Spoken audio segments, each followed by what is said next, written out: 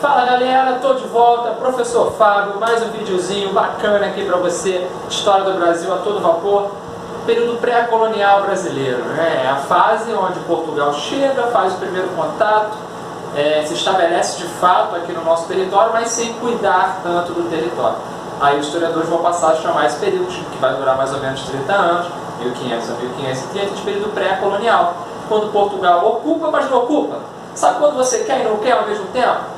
Ah, eu tô querendo muito, mas não sei se eu quero tanto. Tem outra coisa que me faz querer tão bem. Você está na dúvida, você está tentando escolher, você está analisando o currículo, como diz o velho sábio. Olha só, vem comigo. Período pré-colonial brasileiro, 30 aninhos. Para entender esse período pré-colonial brasileiro, na aula passada eu falei para vocês sobre a expansão marítima comercial europeia. Quem não viu pode acessar aí o videozinho e dar uma olhada. Essa expansão portuguesa, né? A história do Brasil está ligada muito, quando você for fazer um concurso militar, principalmente, você vai perceber que ela está ligada a essa estrutura portuguesa. Então a nossa história começa em Portugal. E o que acontece? Para entender de fato o período pré-colonial brasileiro, a gente tem que ir um pouquinho antes e estudar de que forma Portugal e Espanha se estabeleceram para negociar determinados tratados para o domínio além do Oceano Atlântico. O que seria isso? Qual é a grande relação? Portugal é o primeiro a fazer a expansão marítima, você viu no videozinho que eu te passei. Show? Primeiro a se expandir pelo mar, o primeiro a chegar com rota marítima até as Índias, até lá a região asiática, com Vasco da Gama, mas o primeiro país, de fato, o primeiro Estado nacional moderno a de fato chegar aqui num novo continente desconhecido até então, que vai ser chamado mais tarde de americano, é a Espanha, com o navegador Cristóvão Colombo. Cristóvão Colombo tinha a ideia de chegar no continente asiático, chegar às Índias, fazendo a chamada circunnavegação do planeta. Ele queria sair daqui, como a Terra era redonda, ele tinha essa análise, né? Galera, Colombo naquela época dizia que a Terra era redonda. Imagina hoje em dia como ele deve estar se revirando no túmulo com a galera aí da Terra plana. Ó, ele dá aquela volta, né? A ideia dele era dar uma volta bem malandro, dar uma volta bem total, chega aqui na Ásia.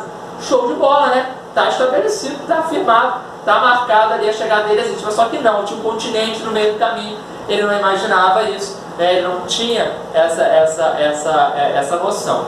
E ao chegar nessa nova parte, nos seus novos domínios ultramarinos, a Espanha cria um grande impasse para Portugal. Portugal fica na dúvida agora do que ele vai fazer. A grande questão que envolve tudo isso aqui é que Portugal queria um determinado espaço a mais para conquistar novos territórios, e assim como a Espanha queria um espaço a mais para conquistar novos territórios. E aí cria-se um impasse de quem serão as terras além-mar. São criados dois importantes tratados. O A Bula Intercoetera, tá? Aí tem o Papa Alexandre VI, ele vem negociar, ele negocia com portugueses e espanhóis, estabelece 100 léguas a partir do arquipélago de Cabo Verde, o limite, a marca para a exploração. Então vamos contar, se Cabo Verde é aqui, a gente anda a oeste 100 léguas, daria mais ou menos aqui, o que seria marcante para o seguinte, seria justamente o local, um espaço no meio do Oceano Atlântico. Não seria bom para os portugueses, porque daqui para cá é português, daqui para lá é espanhol, a Espanha ficaria com tudo de bom. Portugal tinha mais ou menos uma ideia de que aqui, nesse território brasileiro, pudesse existir alguma coisa boa, apesar dele não ter vindo diretamente para cá ainda em 1494. E aí ele negocia um novo tratado. Nesse novo tratado famoso chamado de Tratado de Tordesilhas, agora não serão mais 100 léguas, serão 370 léguas. Então, Cabo Verde, 370 léguas, entrou naquele mapa famoso que a gente conhece, aquele mapinha bem clássico de Brasil Colônia, onde o Brasil está cortado, praticamente a parte só litorânea fica com o Portugal e a parte de dentro com os espanhóis. Show de bola? Já caiu em um concurso militar, por exemplo, uma pergunta: qual foi o primeiro tratado que de fato dividiu o território brasileiro entre portugueses e espanhóis? o camarada vai lá, o aluno, né? O aluno tem essa mania, o aluno vê primeiro, ele marca, bula intercoetera. Não, cara, calma, analisa, olha com simplicidade para a coisa. O que vai ter? A bula intercoetera é o primeiro tratado, que vai tentar dividir algumas terras entre os portugueses e espanhóis. Mas o primeiro a dividir o Brasil é o Tratado de Tordesilhas, porque a bula intercoetera para no meio do Oceano Atlântico. Beleza? E nesse período pré-colonial a gente tem três grandes características, três grandes pontos de importância para os seus estudos. O primeiro é o famoso pau-brasil, né? Uma árvore de grande dimensão, que chegou até a ficar um pouco ameaçada de desaparecer, e agora é mais comum, você pode comprar e levar para casa o pau-brasil e plantar. Também era chamada pelos indígenas de Ibirapitanga, Ipirapiranga, pau de Pernambuco, pau rosa. O que o pau-brasil tinha de valioso? Além das suas características importantes para a marcenaria, né, era uma boa madeira para isso, também era uma boa madeira para se tingir tecidos. Como? Ela abria-se a madeira e lá dentro ela tinha uma resina vermelha. Essa tinta vermelha era muito importante, tinha bom valor no mercado europeu. Portugal vai agir aqui no Brasil, fazendo a extração desse pau-brasil através de um acordo, um contato amistoso com os indígenas. Pense, ainda é amistoso. Claro que existia uma relação com um ou outro que não fosse tão boa, mas no primeiro momento Portugal negocia com os indígenas. E de que forma ele negocia? Ele negocia através do escambo. O escambo é a troca, ou seja, o português chega com miçanga, pedacinho de metal, espelhinho e troca isso pelo trabalho indígena. O indígena, em troca disso, vai lá, arranca o pau-brasil e carrega os navios portugueses. Quando a gente diz que o português chegou aqui e enganou o indígena, né? Nos deram espelhos e vimos um mundo doente. Aí eu lembrei de Renato Russo, né? Porque essa matéria tem tudo a ver. Depois eu escuto essa música, Índios. Linda, né? Quando a gente diz que Portugal chegou aqui, enganou o indígena, e o indígena bobalhão, metal, espelho, vou trabalhar. Isso é uma visão eurocêntrica. Cara, o indígena nunca foi bobão, nunca foi bobalhão. Ele trabalhou porque para ele era legal trabalhar naquilo. Ele tinha algo que ele nunca tinha tido até então, ele não conhecia. Então, quando a gente diz que o português veio para cá e o indígena babaca aceitou trabalhar por qualquer coisa, que mané. Não era bem assim. Ele trabalhou porque foi uma negociação aberta e ele teve algo em troca. Bacana. Nem todo mundo quis trabalhar, mas os que quiseram trabalhar tiveram algo em troca. Isso é bem melhor do que a escravidão, por exemplo, que depois vai tentar ser imposta e vai ser em alguns momentos. A gente vai ver nas próximas aulas que o indígena ele é muito escravizado no Brasil também. Já falamos do escambo, agora o estanco. Muita gente confunde, o estanco é um monopólio. Como seria essa exploração do pau-brasil? Portugal não tinha condição financeira nem técnica de fazer a extração direta desse pau-brasil do nosso território. Portugal agia através das concessões. O primeiro grande concessionário foi um camarada chamado Fernão de Noronha, que depois vira Fernão de Noronha. Fernando de Noronha, né? Um arquipélago bem famoso, caro pra caramba lá, né? Fernão de Noronha é um cara que ajudou muito Portugal, era amigo da coroa portuguesa, emprestou dinheiro, era um cristão novo, ou seja, um camarada que tinha se convertido ao cristianismo, que não era cristão de origem, mas que tinha se convertido ao cristianismo. A maior parte dos cristãos novos são judeus, mas nem todos, existiam muçulmanos também, ou seja, é um cara que, por conta até de perseguições, ele acaba mudando, acaba se convertendo a outra religião. São muito perseguidos, inclusive, os cristãos novos na nossa história. Esse Fernão de Noronha vai ser o primeiro camarada a receber grande concessão para poder explorar o pau-brasil. Em troca da exploração, em troca de permitir que um camarada como esse, como Fernando de Noronha, fizesse a exploração do nosso território através do pau-brasil, Portugal ganhava um imposto em cima disso, tá? Um imposto de mais ou menos 20%. É bem interessante, é uma saída plausível para um país que não tem condição financeira de abrir duas frentes. A grande questão é que Portugal não tinha capacidade física, capacidade econômica, não tinha condição. Portugal era um país bem pequeno, uma população muito reduzida, de estar no comércio com as ilhas, que estava a todo vapor, e cuidar de um espaço tão grande como o nosso aqui no Brasil. Por isso, Portugal faz uma escolha. Já que as Índias estão dando muito mais dinheiro, eles vão para lá. gente vive na Europa o período da Idade Moderna, o mercantilismo, que tem como uma das características fundamentais o metalismo. O metalismo diz que quanto mais metal se tem, mais rico é tal país.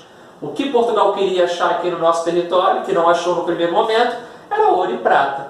Se o português chega, olha, não acha ouro e prata, ele vai ficar por aqui? Ou ele vai cuidar lá, vai dar mais atenção ao comércio das Índias, que está dando baita sucesso, está indo muito bem? Claro, ele faz uma escolha, então ele larga o Brasil de mão. Beleza?